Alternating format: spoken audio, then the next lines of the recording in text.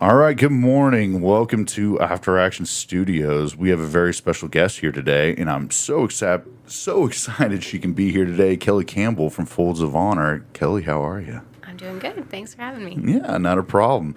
Really, I just wanted to have you come in so we can talk a little bit about Folds of Honor. You know, I've always seen you guys, like especially at Quick Trip, having Right. having that flag on there. Then also with the NASCAR race too. That's So right. I've seen that on there as well too. But yeah, we wanted to learn a little bit more about Folds of Honor. I know a little bit about it and kind of what it's about, but there's a lot more you guys do than besides just the scholarship programs and all that. And so that's where, I would love to talk to you more about that. So, once again, welcome to the studio.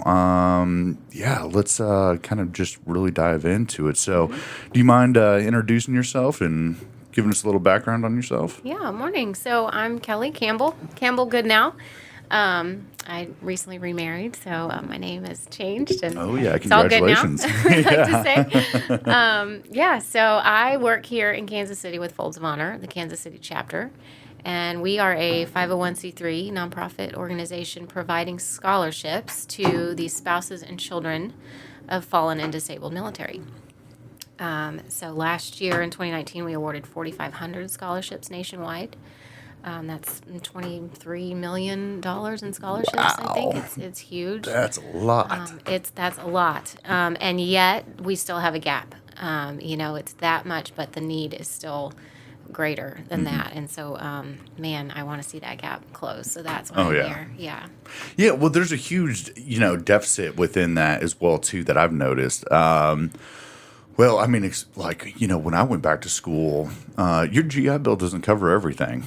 That's a big thing. And I can't imagine if, especially if you're passing on your GI Bill to your kids or something like that, you're still, if you have multiple kids, it's really, kind of getting there. So, Right. and I can understand where there can be a little bit of, I don't know, it can be kind of rough, especially, financially, especially when you get into college, because college isn't cheap, not anymore, not anyways. anymore. No, Not there's- anymore.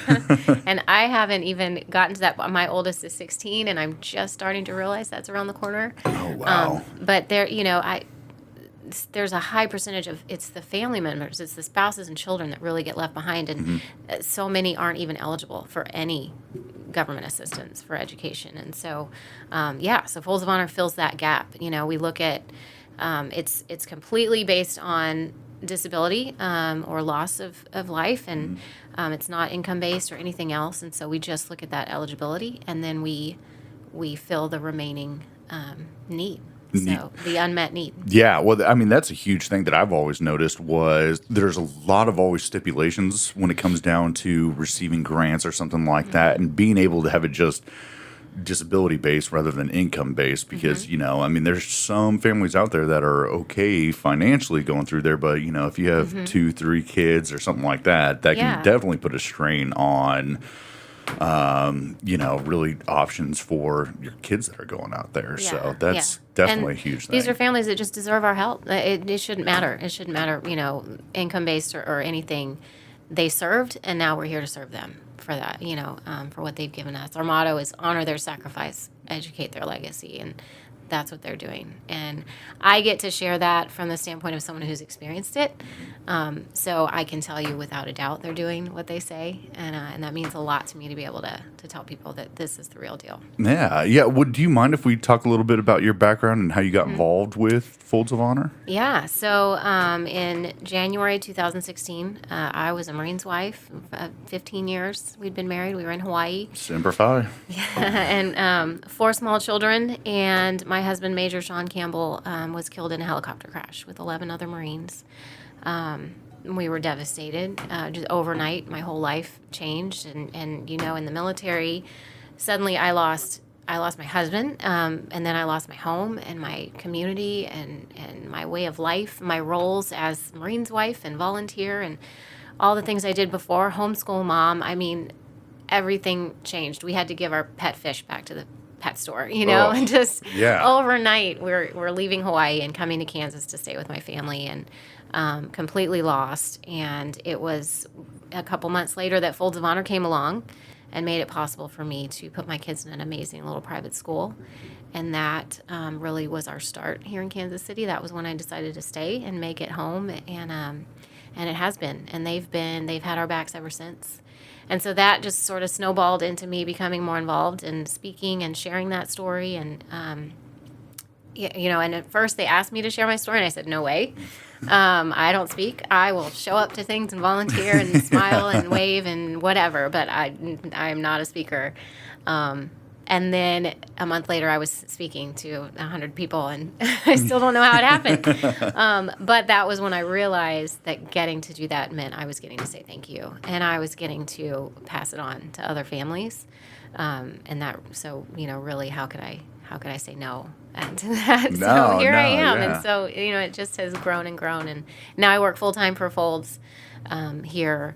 Fundraising here in Kansas City, sharing the mission here, and letting people know what we do. No, that's fantastic. And you actually brought up a good point that I've always seen that's kind of like a underlying thing. And you kind of just, I can't speak from it really from your perspective, from a veteran's perspective. It's really kind of, when you're in the military, especially spouse or family or anything like that, you're part of a community. And then when you're abruptly out of the military, what does that transition process really kind of look like? Because I can't even imagine what that comes from being a Gold Star family to really, you got to reinvent yourself, and not having that person in your life that was kind of in there with it. I can't even imagine what that really was like, because that's a big thing that we try to do with that for action is how do we help you with that transition from military to life to this, because you go from structure. I mean, you had your structure. I mean, I can only, once again, I was never married in the military, but I can imagine you still have that structure as a family unit of living on base or having that spouses clubs or whatever that may be. Then really kind of not having any of that, then having to replant yourself and kind of go in there. How was that transition process for you and your family? I mean, I know you're kind of going through a very difficult time, but, seeing that support there, which I'm glad Folds of Honor was for, but, is there, how was that process for you? Yeah, it's scary and hard. And, the Marine Corps had always told me where to live and for how long. And every home we had an end date. And we knew, we'd be somewhere for 3 years, and about a year and a half in, you'd start thinking, okay, what's next? And then you'd find out, and then you'd plan for that, and you're just always thinking about the next thing.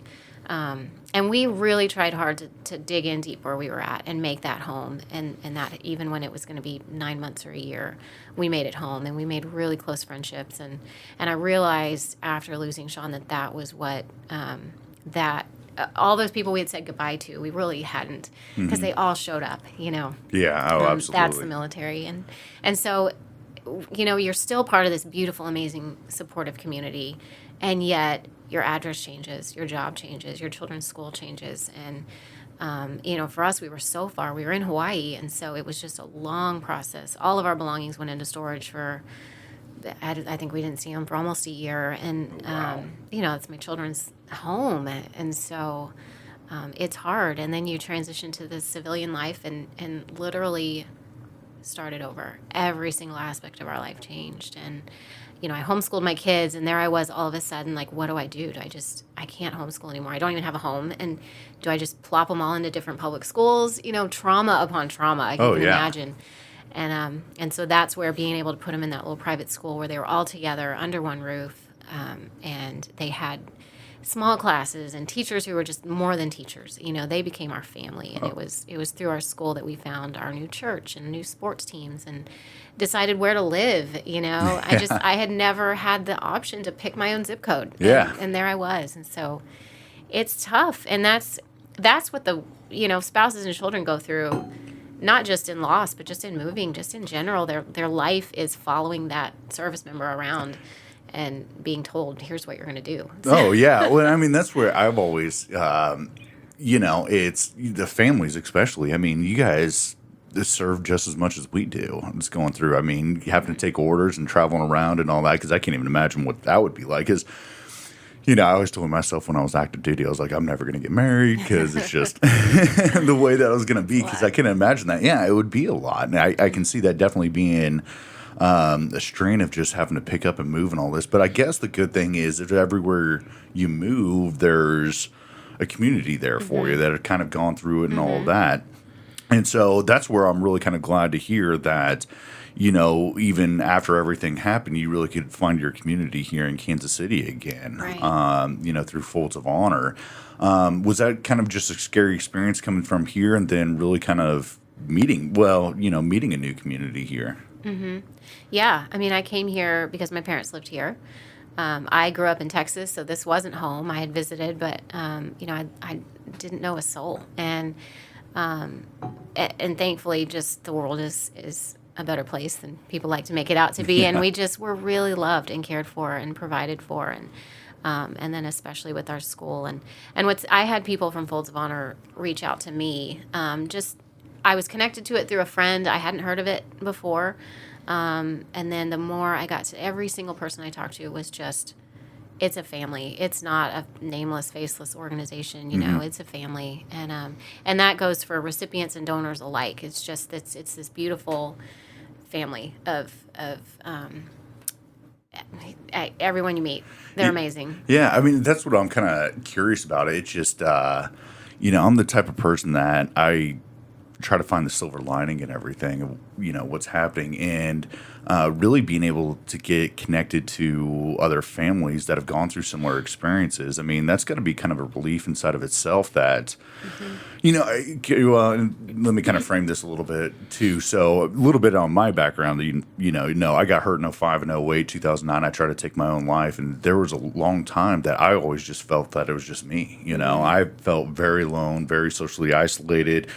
And that really kind of what drove me down that dark path. But then when I really started kind of getting back out there, I started using my art to really kind of express myself and get out there. Then I started meeting other veterans that were doing art. And I was like, oh, wow, this is, I'm really not the only one out there. Like, hey, this is kind of how it's going through.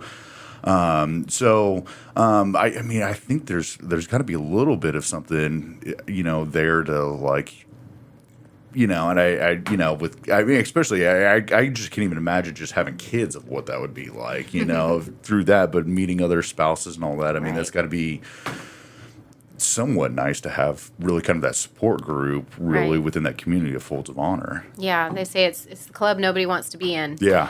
And yet here we are. And so, and it's a really beautiful club, Yeah. Nobody wants to be there, but once you are, then you find out exactly you need someone who gets it, who's been there, and then you get to be that person for someone else, and on and on. And so, yeah, and within Folds, what we do is scholarships, and so we don't necessarily have programs or events for families, but we raise money, give them scholarships, bottom line. But I first got involved as a speaker, so I was brought on to the National Speakers Bureau, where I met 25 other spouses, children, just recipients of those scholarships, who had similar stories to mine, and there we all were trying to make something good of our situation, and trying to say, this is not, I'm not going to be defined by loss. I'm going to use this and let this help someone else. And as I said about speaking, I still don't love it, and yet I can't say no to it, because I get to help those other families like mine, and I see my kids go to school, and I see what it's done for them, and look at us now thriving, and I can honestly say, like, where I'm standing now today, thriving. We've moved forward. We haven't forgotten. We haven't left Sean behind. He's part of our story. He's part of our everyday, and yet we've been able to move forward and share with others and give back. And it's healthy. Yeah.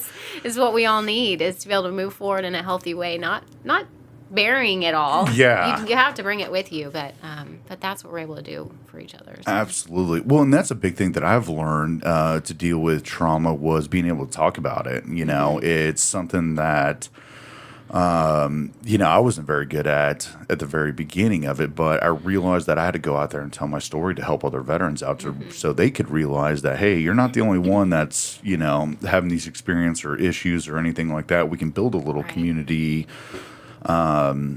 around kind of what we went through, because that was kind of, like I said earlier, that was kind of my hardest part, was kind of like understanding that, hey, you're not alone in this. There's a lot of other people that are in similar situations that are going through. So Yeah, no, that's remarkable that you can go out there and tell your story and everything else, because all it's going to do is help the next person going out there. I mean, that's kind of really the big thing, and that's one thing that why I get out there and talk, and that's why I love this podcast so much is. Yeah. You're not alone out there. There's a lot of us out there and don't feel like you are, and And we haven't figured it all out and gotten it's never gone. You're always going to deal with it, and I think that's another part of it. Sometimes people ask me, I don't know how you do that. I don't know how you relive it every time you speak. And I think, well, I'm not reliving anything. You're living it for the first time. You're hearing it for the first time, and it hits you because it's almost like you experience it with me in that moment, but this is our everyday. When you speak, you're sharing what's your everyday, and I think that's so important for people and for others with that story to know, like, you're never going to get to a point where it's easy to share or where it's over and you're past it and now it's something you can talk about. You just got to talk about it because we're all just in it. Yeah, well, you actually bring up a good point. For you, why is it so important to talk about it? I mean, I know for me going through there, when I really started talking about it, it made it more real. It made it easier for me to say, yes, like I went through this, and yes, like I can kind of recognize that. I guess it's kind of like one of those stages of grieving, of really kind of just coming through and accepting it at the very end. How was that for you, really on, that side? Yeah. I mean, I think having to tell your story forces you to process it. You have to figure out, how do I explain this? Or what did it mean that I felt this? Or what did this particular event do? And when you're forced to talk about it, you're forced to sort of recognize what it means in your life. And also for me with kids, it was important to me that I shared in front of them because I want them to know it's okay to talk about. I want them to know it's okay to cry in front of people. And one day, I think they'll be able to stand up and share their story. And their story is going to be different, Oh, absolutely. And so, it's been healing to figure out how to talk about it and then to have other people say, they're inspired in some way, or they're moved, or they're inspired to help, or they're inspired to share their story, or whatever it is. It matters that we share. Yeah, well, that was actually gonna bring up my next question, inspiring others to come in, talk about it a little bit more, because I know when I've gone and done talks about really with my injuries, my post-traumatic stress, my suicide attempts, really kind of having other people that were like, hey, I was always embarrassed, or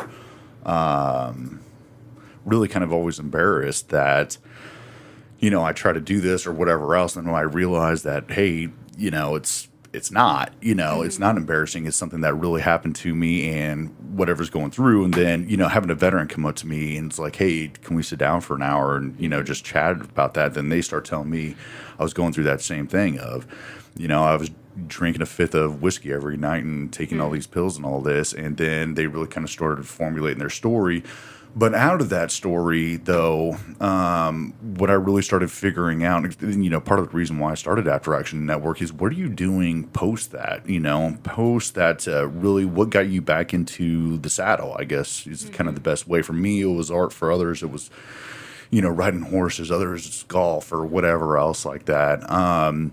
Was there any particular activities that you got into or your family got into when you guys got out, or? Yeah, I mean, it's funny. It seems like I had been a homeschool mom, so my life had been kids 24/7. My youngest was 2 and in diapers still, and so I had to make this transition and figure out, am I going to still homeschool, or what am I going to? I was a stay-at-home mom. As a Marine's wife, I had worked before kids various part-time jobs. As we moved around. But it was like, where do I even begin, And then I put my kids in school, and we just got through that hurdle. And then I found a home, and we did, it was one step at a time, just do the next thing. And then the speaking came up, and I started doing more with the chapter. And it just snowballed into a full-time job. And now I'm working, and my kids are in school, and it's this whole other life that I didn't expect, And not to mention the job I do is something. I was a Parks and Rec major. Outdoor education, I never expected to sit in a boardroom and ask for $1 million. Just like, that was totally not something I ever saw myself doing, but here I am. And so you never know. And It was just taking that next step. I couldn't look at my life and go, okay, here's my new plan. Yeah. Because you realize when that happens that there's no such thing. No, There's no, no absolutely. point. Yeah.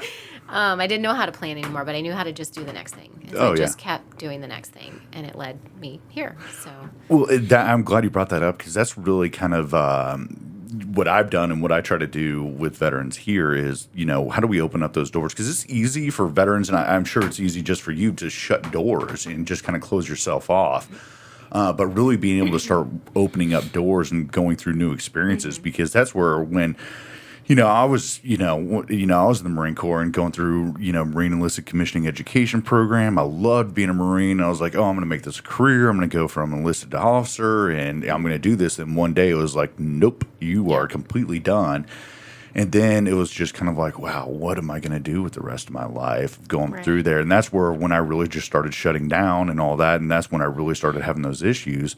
But then when I really started opening up doors to other opportunities, especially when I went through that treatment facility that helped active duty acclimate to their injuries. I mean, I was getting into a lot of different stuff. I mean, I taught myself how to knit. I mean, I just fell in love with knitting, which is kind of weird if you look at me. I know, right? People are like, oh, what's going on? Yeah. And so that's where, that's what I love about going out and talking about my stories. It's just a lot of people that have been around here, they're like, oh, I've heard your story a few times. Like, do you ever get sick and tired of telling it? Like, you always tell it with such passion. I'm like, because I got to, because, you don't know who's going to be listening that needs to hear this the way that it is. I mean, I've told my story a million times. And I still get excited talking about my story, even though it's like me talking about I try to kill myself, because I want to be where I'm at today, in this kind of beautiful new setting. And it's just kind of realizing you really had to go through those experiences. I mean, it's the way, the mystery of the world, or how God works, or whatever, euphemism that you want to put on it is. You really kind of had to go through those experiences to be where you're at today and really appreciate all the stuff that's going on. Because that's where I really appreciate veterans, families, Gold Star families especially, is, you really had to go through stuff like that to really learn to prosper and kind of move on and kind of moving forward with it. So it's kind of an interesting aspect. Yeah, and that's where, people will say, I could never do what you've done. I couldn't do it. I couldn't. And you just kind of go, well, you do what you have to do. I mean, I didn't exactly choose it. You didn't choose your story. Yeah. And so, actually, you probably could, because, here's why. Here's I didn't do this on my own. I didn't make it to today without a whole lot of help and support and God's leading. And I mean, it was not me. And so when people say, I couldn't do what you do, I say, well, I can't do what I do either. So, yeah, you just kind of, take it the best that you can on there. So really kind of getting back into Folds of Honor and kind of the scholarships. So would you say $23 million worth of scholarships? Yeah, last year, 4,500 scholarships awarded nationwide. Wow, that's incredible. Yeah, and so we give scholarship for college, higher education. That's our higher ed fund.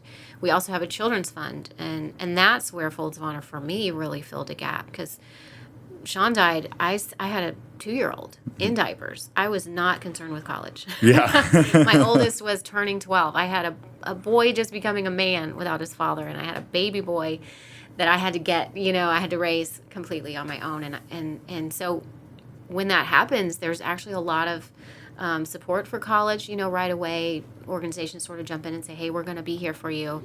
And I'm thinking, okay, how do I potty train my baby? Because I need help now. Yeah. And so for them to come in and give me a way to put my kids in school and have that community and have a new family that I needed, that was what I needed. Yeah. And college is going to be, I'm going to need help then, but right now I needed help now. And so, so they fill this huge gap with the Children's Fund. And unfortunately this year, obviously, as everybody's been hit hard, we've been hit hard. And so our funding was down. And last year we had around 500 to 600 qualified applicants that we had to turn away. There wasn't enough. So despite having that much, there still wasn't enough. This year, that number is over 2,000.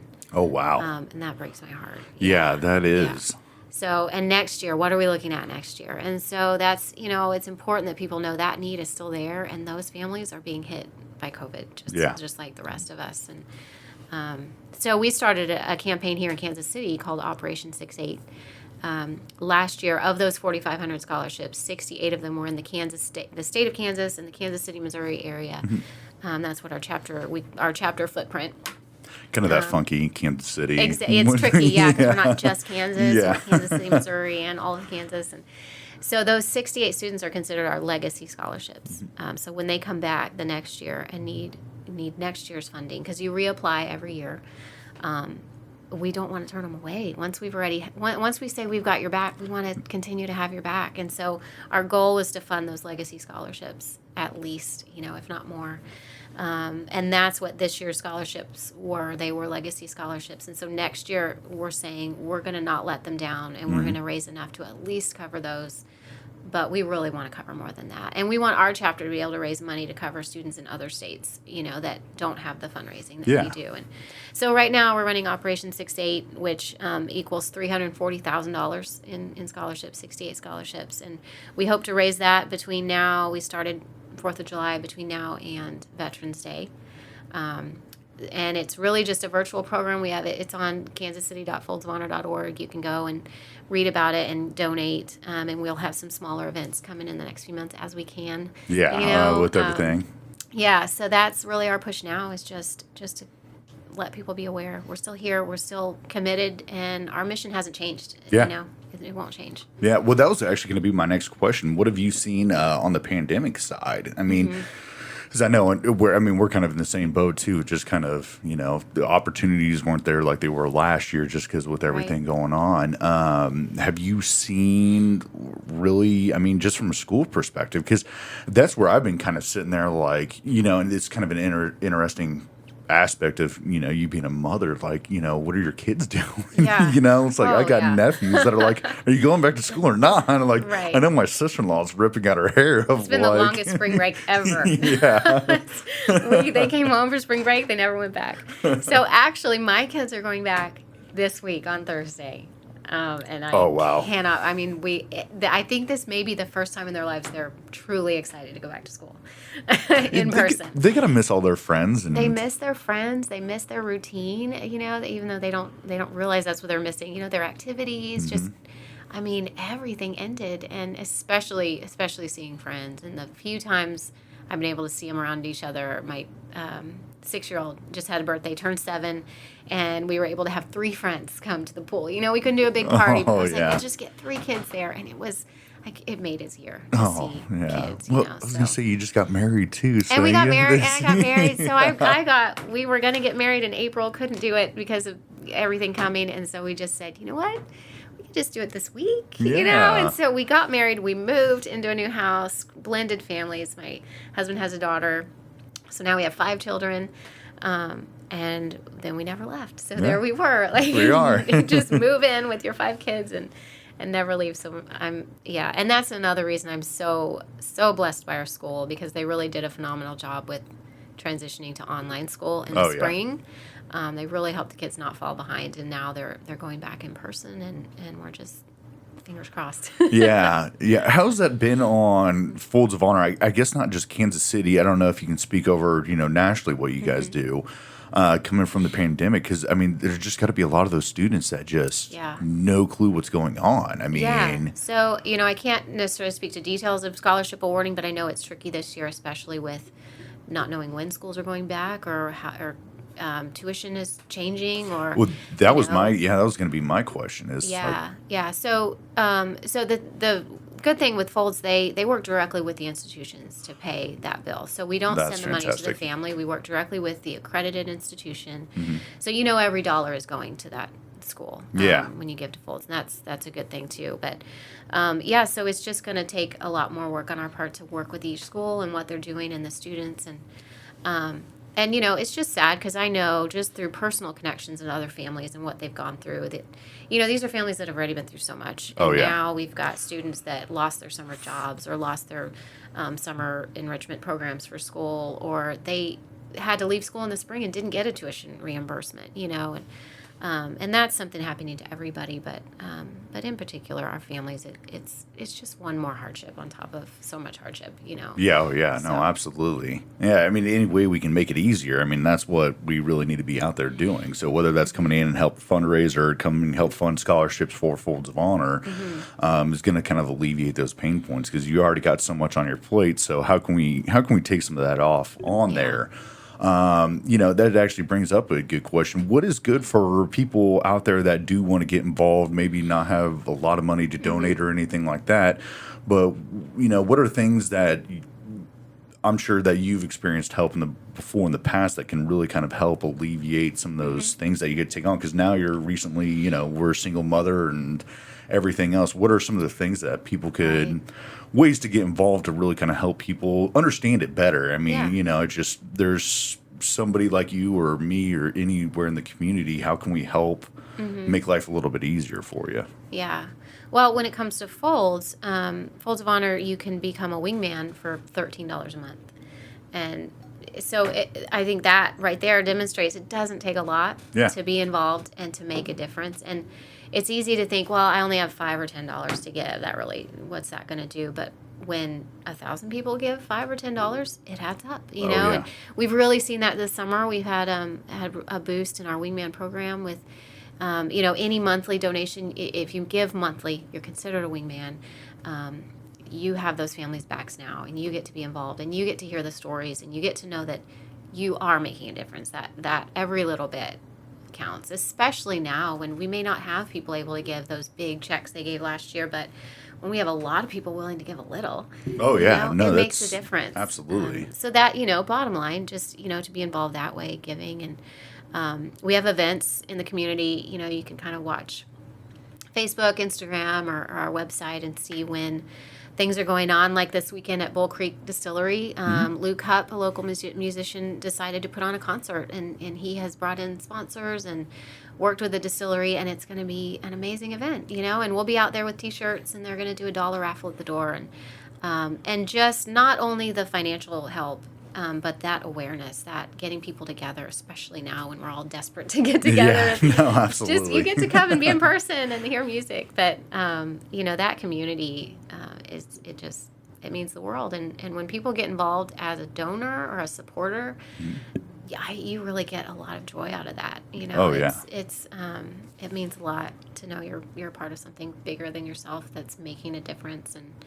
And when you hear the stories from the families at Folds, you're making a difference. Oh, yeah. No, absolutely. That's where, I just love kind of going to events like that because, you really kind of break out of your bubble to kind of understand what people are kind of going through and all that and it's awesome that you guys are doing the concert too because that's just a fun way to engage with people on a more common basis rather than that. I don't know really kind of how to explain that because I always have it's just kind of funny. Like I'll go in and like talk with people and all that and they'll see my leg and they'll just be like, oh, it's just kind of an awkward conversation. But then kind of coming in from an event setting and all that, then you get more kind of acclimated to like, hey, we're just having a good time and, feeling a part of the community and kind of all that. And that's where I think it's a big, I always emphasize, really kind of the community aspect. It's just, not just being with other veterans or whatever else, but really kind of getting out into the world and being comfortable with talking about it. And so that's where I think it's just amazing that, when you guys do have events like this, it's you coming out and speaking. It just makes it a little bit easier for somebody to say, I can do this or I can talk about this and I can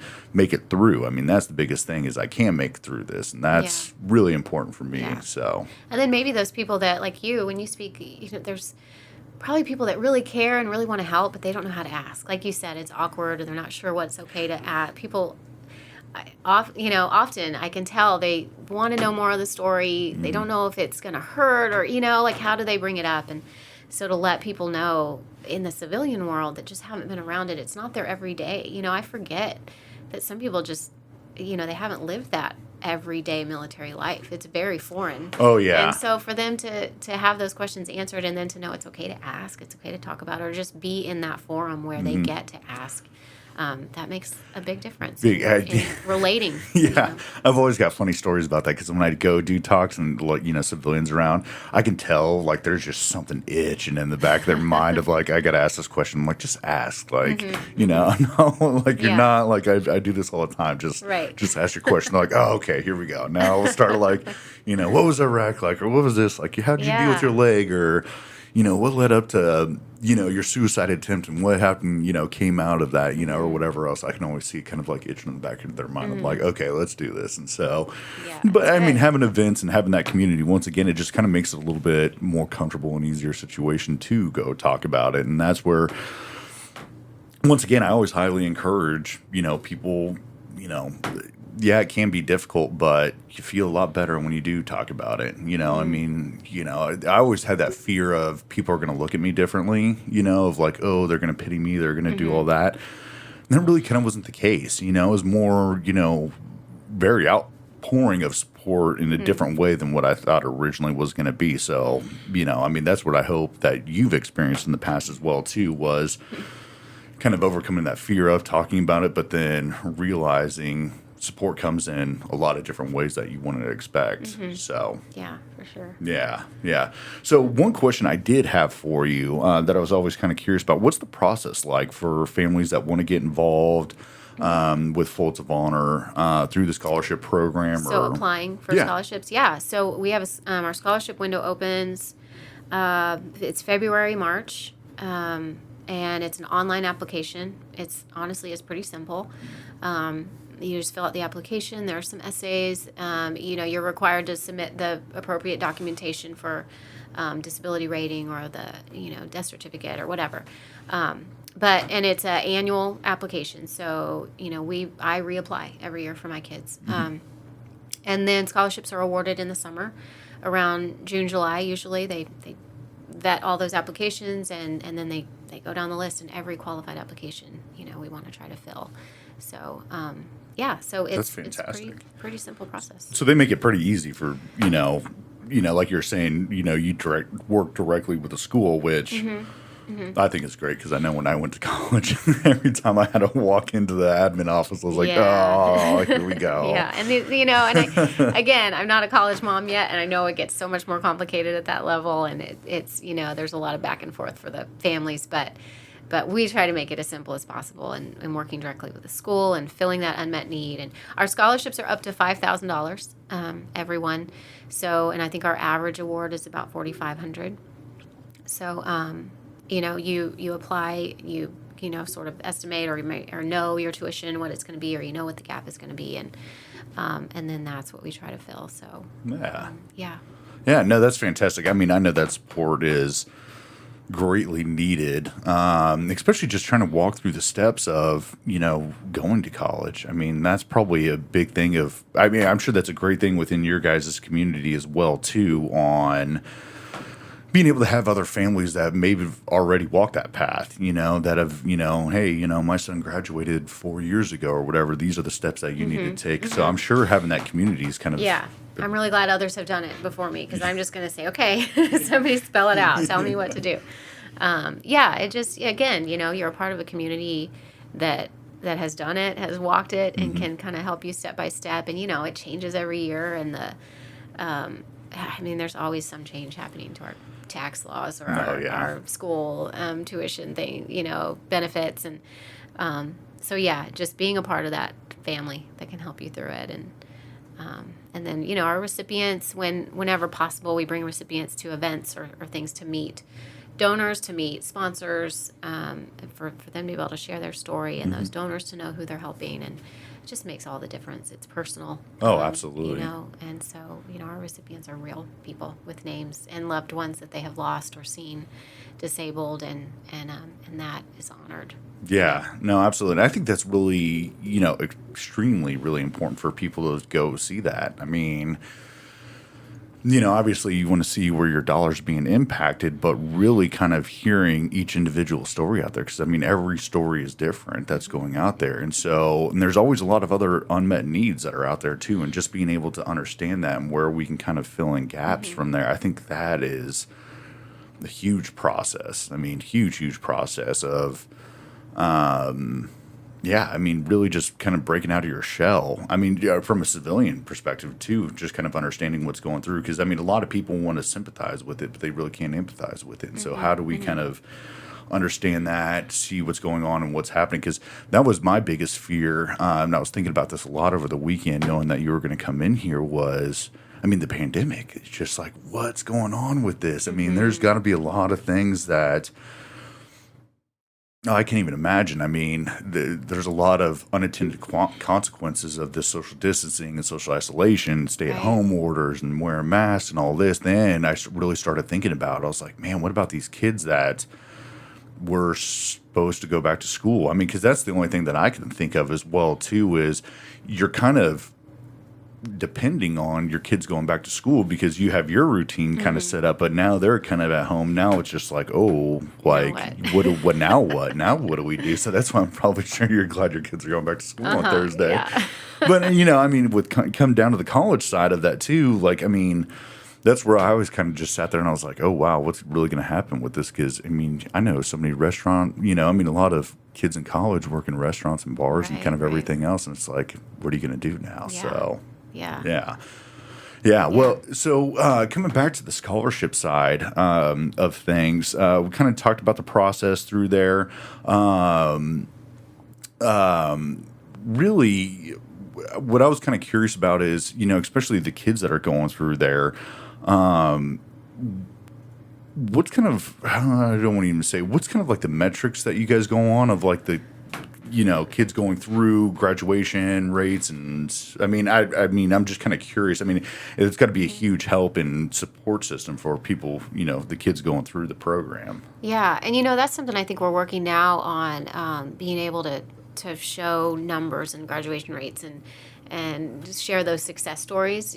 Folds of Honor was founded in 2007, and so we're starting to see those students come out, through the program, and that's something we hope to share more of. And a lot of our recipient speakers are those college students that were helped through college and now get to share what they're doing and where they're working. And in fact, our first college graduate on a Folds of Honor scholarship, a friend of mine, Sarah, she does my job in Dallas. And so it came full circle for her. She lost her dad when she was young. Folds of Honor helped her go to college.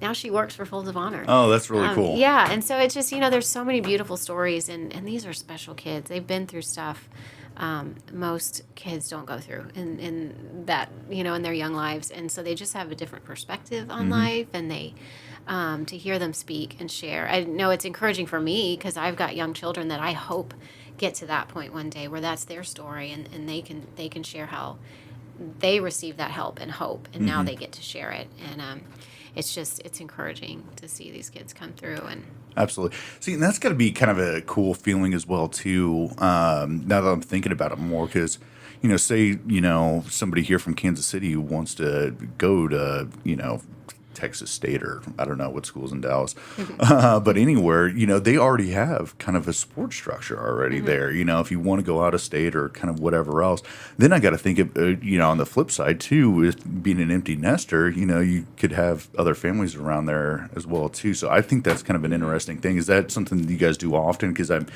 could only imagine that you all really work closely together. That hey, I've got somebody that's going to Syracuse or whatever, and being able to kind of just yeah, and it's up to the families. You don't have to be, when you apply, you can check the box, that says I don't want to be contacted. I just want to go to school.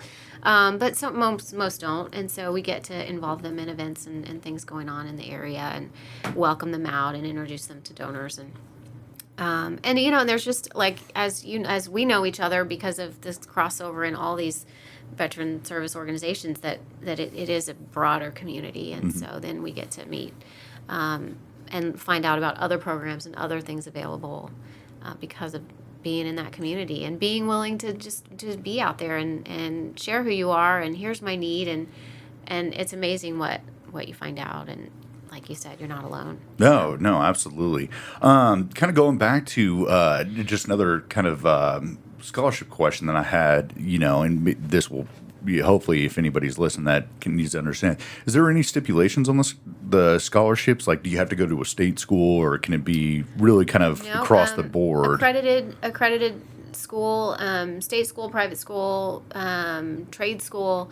It just needs to be an Oh, accredited trade school. institution. Yeah. No, just an accredited institution that they can work with, directly. Oh, For the that's funding. fantastic. So, Yeah. yeah. And when it comes to the children's fund, an accredited private school or tutoring program, same thing. So, but yeah, it's not just, for your colleges. We've worked Yeah. with Okay. schools too. Yeah, that's one thing that I guess I always had the misconception of. I guess I always thought it was just, going to college, all that. I didn't realize that it was expanded out to even trade schools. Like, I mean, that's, Yeah. I mean, if that's their path and it's an accredited program we can work with, then of course. When it comes to, you may have a high schooler who is dual enrolled in community college, and that community college tuition, you're eligible to apply for that. And so, wow. so with the children's fund, it's a 90% or higher disability rating. With college, it's 10% or higher. And so many veterans don't realize we're here for you, and apply, just apply, Yeah. and this is what we're here for, and we want to help these families. Yeah. So I got two questions on that. So the kids fund. So that's even like private, like grade school, middle school, stuff like that as well too. That's right. Yeah. Wow. Yeah. I have a first grader, sixth grader, eighth grader, and 10th grader this year, all on Folds of Honor scholarships. Yeah, that's fantastic. They would not be in that school without help. So, yeah. Yeah, no, that's fantastic. And then 10%, and that's for veterans too. So, Right, and so our scholarships are all for the spouses and children, all the dependents, and so and then it's dependent on their veterans rating. Yeah, So, yeah. 10% or higher in Oh, wow. higher ed. Yeah. That's fantastic. Now, big thing for me actually is spouses. Because one thing that I realized, a big thing that I focus on with After Action Network is women's services, minority services. There's not a lot. I mean, there's a lot of veteran service organizations, but when it kind of gets down into the granular stuff, there's kind of hit or miss on that. And, one stat that I just came by is 70% of spouses are unemployed. Right. And so that was actually a question that I was going to bring up to you was, one, helping spouses definitely find new meaningful career paths out of there, because that's where kind of to me would be a whole shock and awe of now I got to be the breadwinner of going through there. And so really encouraging spouses to go through this program as well, and maybe too. they've never had time to go to school. They never lived in a place long enough to get through a program, and now they have that chance. How are they going to pay for it? There's no funding for them, So, exactly. So we send that spouse to college, and we have one here in particular in Kansas City. My friend Colleen, she lost her Army Ranger husband. She was a nurse at the time and just couldn't go back to that job. Needed a new direction after losing him, and so she went back to school. Now she's an educator in a hospital. She takes high school students and works with them in a hospital setting, and so she still gets to use that nursing background, but in a new way, and it's so fulfilling for her. And her story is just beautiful. But yeah, that's what they need is a new, if it's a new direction or just a way to get started. That's what we're here for. Oh, absolutely. Yeah, and that's a big thing because I don't know if you know Sean over at Caregivers on the Home Front.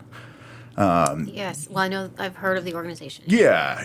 That's where I was really surprised on really kind of spouses and them really kind of being caregivers for them. I mean, because not just those that have lost someone, but somebody that kind of coming from your experience where you had that structure kind of set into place, and then now that you've got somebody that is disabled going through there, now you have to be the breadwinner, now you have to do all that, and so that's what the caregiver and everything on that, and that's what's kind of crazy to me, which I really love to see, is that there's opportunities out there for to help you get out, back on what you need to do. Yeah, exactly. And that, they're so often just the forgotten casualty of war, or the children who did not sign up. We signed up, we knew what we were getting into, but those children, they deserve more. And so, just being able to get families back on their feet. I tell people when I was given tuition for my kids' school, it wasn't just about the money. It wasn't just about paying a bill. It really was hope. And it was the first step for me in this new life, Oh, having them in a absolutely. school. That was that first next thing that I needed. And then the next thing came and the next, but I can trace it all back to that start, and that's what we're doing. Well, and that's what I love about that, because I mean, just even taking that little bit of financial burden off really allows you to focus on what you need to do to start moving forward again. I mean, even coming from the child's perspective, but especially the spouse's perspective that's coming through there, just being able to have that one little thing off your plate that you don't have to think about, that's got to be a huge, huge relief that's out there. Yeah. So, Yeah. yeah. So, really, do you guys have any big upcoming events? Or I know we talked about the concert, which I would love Concert this weekend, Bull Creek Distillery, Sunday the 23rd from 3 to 6. Come out to that. Perfect. Are there tickets or kind of Raffle tickets at the door. So perfect. dollar raffle tickets at the door. You get entered to win half the pot. We'll have some T-shirts and things out there for sale, but they'll have some great drink specials and food specials. I think fantastic. They've done an amazing job. Bull Creek is an awesome place. The manager out there, Dwayne, he's a veteran himself, disabled vet himself, and so they've been really supportive. Oh, that's fantastic. So we're excited to support them, thank them. Gosh, we've had a lot of events canceled this year. We're hoping to have a virtual wine tasting next month, so keep an eye out for that'll be online. Otherwise, our Operation 6-8 campaign is online. We're raising money, so follow us on social media, and as this pandemic crazy, we'll see what happens, but hopefully we'll be back out in person more. Definitely. Where can people find you online? So kansascity.foldsofhonor.org is our local chapter page, and we're on social media all over too, and so connect with us there, please. Yeah, definitely. And we're planning on seeing if we can get some events done down here at our shop to see what we can do to start getting that going. I know I'm kind of just cooped up because that's where we were trying to push everything online, and now everybody's kind of getting back out there, but you need a little space to do it. That's why I like you guys are doing the weather's about to be nice, and so I'm excited. I think there will be a lot more popping up outside. I know. I've just missed First Fridays out here because it's just like, that was kind of my thing. I was just like, oh, here we go. As much as like I hated First Fridays because I always had to work First Fridays. Well, I mean, work First Fridays. Right. Now we're not having First Fridays. I'm like, oh, I kind of miss it now. I know. It's just kind of like, oh, here we go. I miss going places. Yeah. Yep. So is there really kind of anything else you want to go over that we might have missed with Folds of Honor or with you? Gosh, no, just follow us online and share the mission and tell people what we're doing. And foldsofhonor.org. You can learn more. There's lots of stories, videos you can learn about, and jump in where you can. Become a wingman. $13 a month. Just for that little bit, you get to make a big difference. No, that's fantastic. Well, I want to thank you so much for coming in and sharing your story and telling us more about Folds of Honor. And once again, thank you so much for coming in. Thanks for all you do for families. Appreciate it. It's so good to work together. Oh, yeah. No, I appreciate it. I'm really looking forward to some of the stuff that we're going to have coming up. So likewise. I appreciate it. Good. All right. Well, stay tuned, and thank you for listening to After Action Studios, and we'll see you here soon.